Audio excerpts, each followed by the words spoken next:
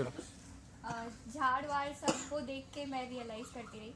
बड़ का पेड़ देखा तो याद आया घर का आंगन, छत और वह चबूतरा। बालपन बीता था मेरा यहीं पर, इसी वृक्ष की किसी डाल पर।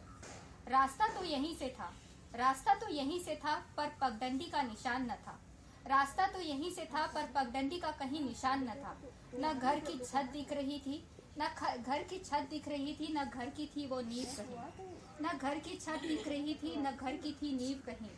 जैसे हर घर के पीछे एक अट्टालिका, जैसे हर छत कह रही थी दूसरे घर की हिफाजत।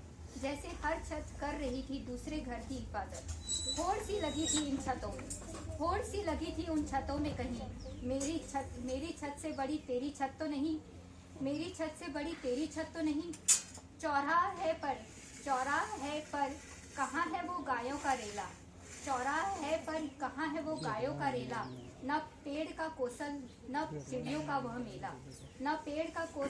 न चिड़ियों का वह मेला। काले शीशे की गाड़ियाँ तेजी से आ जा रही थी और इंसानियत फुटपाथ पर दम तोड़ रही थी। कभी गाड़ी का शीशा साफ करती तो कभी खुद की आंखें। या तो नजरें धुंधली हो गई थी या दिलों से जुड़ी यादें। दिखाने गई थी बच्चों को मेरा घर। वापस आई हंसी का पात्र बनकर। भारी मन से घर की तरफ देखा। ये भी तो इमारतों के बीच ही खड़ा था। पर कुछ भिन्न था, कुछ अलग। मन खिन्न न था, कुछ था सजग। सहेलियों का जमघट आज भी जमता था, पर बच्चों के संगीत कक्षा के बाहर।